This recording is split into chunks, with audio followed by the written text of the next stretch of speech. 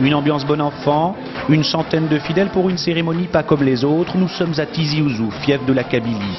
Filmé en caméra amateur, ce jeune musulman va se convertir. Par cet acte, j'offre mes épaules à la chrétienté.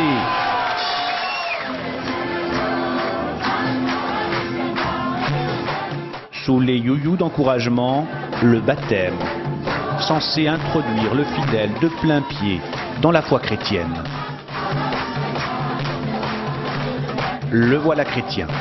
Nous sommes un vendredi, jour de prière musulmane, mais ceux-là ont fait un tout autre choix.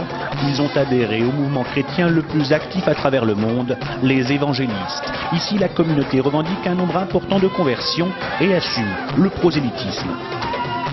D'Algériens musulmans convertis devenant chrétiens. Il y en a beaucoup? Énormément, pas beaucoup, énormément. Il y a eu 50 mosquées à Tizi Ouzou et 20 mosquées à Béjaïa qui ont été vidées à cause des conversions. Moi, ça me réjouit. Un nombre de conversions difficile à évaluer, mais un phénomène assez important pour que l'État réagisse par une loi qui régit le culte non musulman de façon très stricte et réprime le prosélytisme. Résultat, 13 temples, dont celui-ci, ont été suspendus par les autorités en attendant de recevoir un certificat de conformité pour l'exercice de leur culte. Plus de 200 personnes ce jour-là réunies pour l'office. Les cantiques sont psalmodiés avec ferveur en français ou en amazigh, la langue berbère.